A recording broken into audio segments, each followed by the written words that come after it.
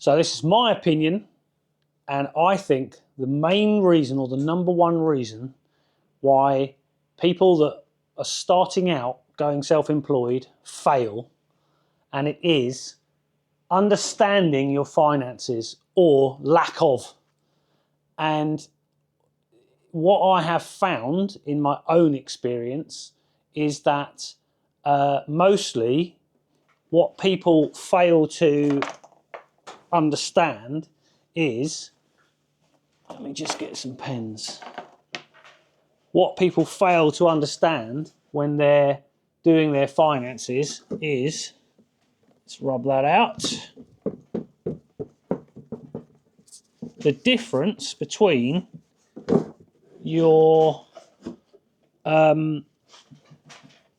salary, so the amount of money that you would earn from your company. Let's say you're going to take home $2,500 a month.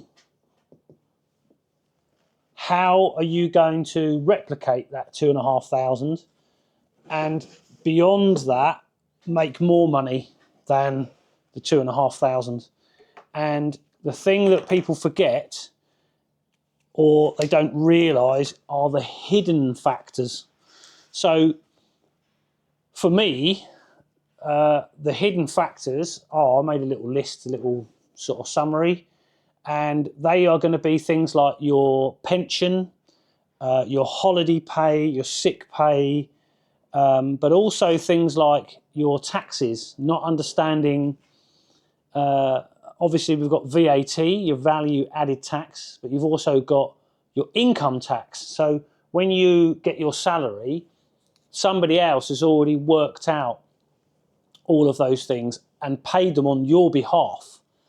But there's also a load of other costs. So there's your setting up costs of your new business, your new venture that you're going to go into as a self-employed person. And then the running and the maintenance costs of those things, whatever they might be. There's also equipment or tools that you may not have realised that you need going forward. And there's other things like advertising and websites and web development. And you also need to consider how you're going to find your clients, how you're going to keep your clients. And if you're not making enough money to pay for your basic costs, then you're going to fail. So understanding those basic costs is extremely important.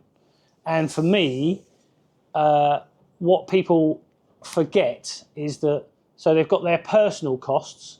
So let's say for example, you've got your personal costs, which will include your rent or your mortgage, all your bills that are related to your house, gas, electric, water, etc., etc., your mobile phones, your TV, whatever it is, your Disney Plus, or whatever you're paying for, your Netflix.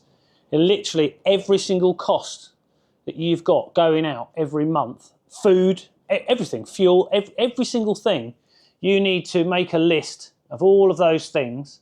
And the chances are, if you're on a salary and you're getting £2,500 a month, take home in your pocket, that's your actual money that you're getting at the end of the month. Out of that £2,500, how much are you left with? Because I suspect it's very little. And perhaps you've got a single income, perhaps you're on a two-person income. So this is all different for everybody. But the reality is that your costs might be, let's say, £2,300 every month. And that's just your personal costs. Now you've got a whole new bunch of costs. So you're going to need to consider, you're going to need a website. You're going to have to, there's a fee to keep that website going. You might need a van. And obviously there's a lot of stuff that goes along with owning a van, because you've got to look after it, maintain it, and keep it running. You've got to put fuel in it, etc.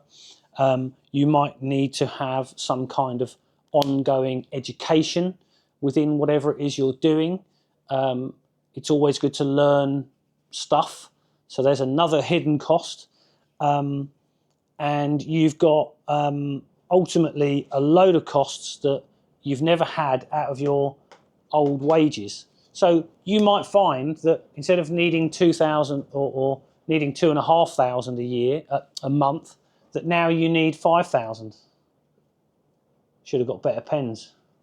£5,000. So you've got to work out how much money you need to charge to get to that number, bearing in mind that you've got to pay taxes on everything as well. So it's not just a simple number that you can pluck out of the air. I see so many people on Facebook, on the internet, offering services for something that they can't possibly be making any money on. Pressure washing is a perfect example. Gardening is an absolute perfect example, where most people charge by the hour, but in reality, that hourly rate that you're charging probably doesn't even cover your costs. So by the time you work it out at the end of the year, you're broke. You've made nothing.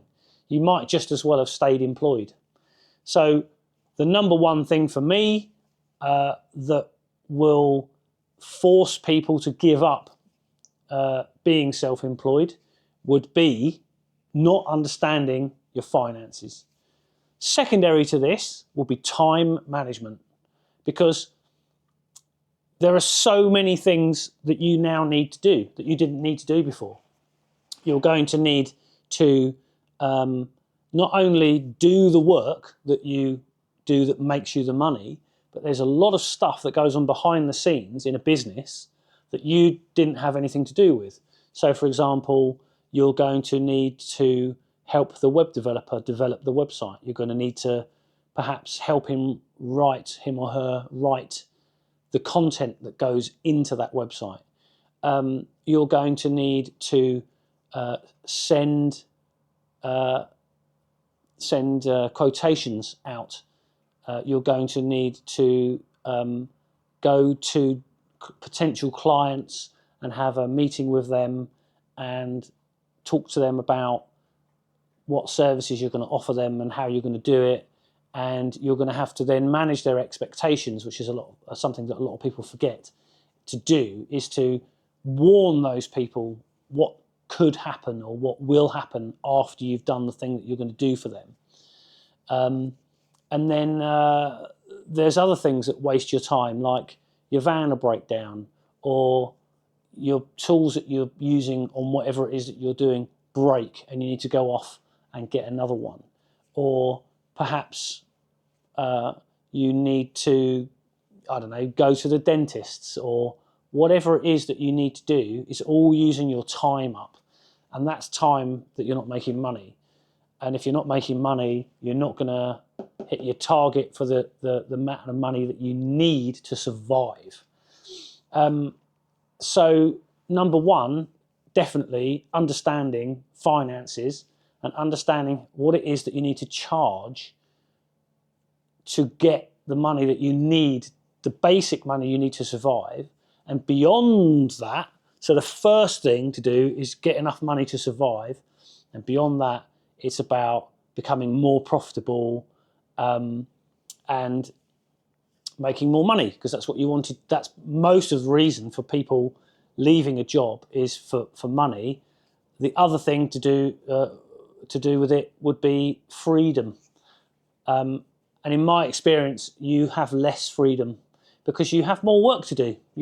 You can choose what you want to do, for sure. That's what you're going to gain. But you're not saving any time. You're not going to work less. You're going to work way harder for that money. And then it becomes value for money. Going self-employed doesn't necessarily mean you're going to make more money, have more time, etc. Chances are you'll have less money and less time, certainly in the beginning and possibly throughout your life.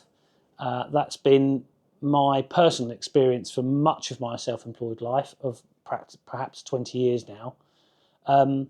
Not charging enough money, meaning I had to be extremely busy to make enough money to survive. top tip for me is if you see someone that's really busy, they're probably too cheap. So bear that in mind. Right, I hope that's some insight to what not to do for some people going off and being self-employed. And thanks for watching. Please subscribe, and there'll be more content about this in the future. Bye.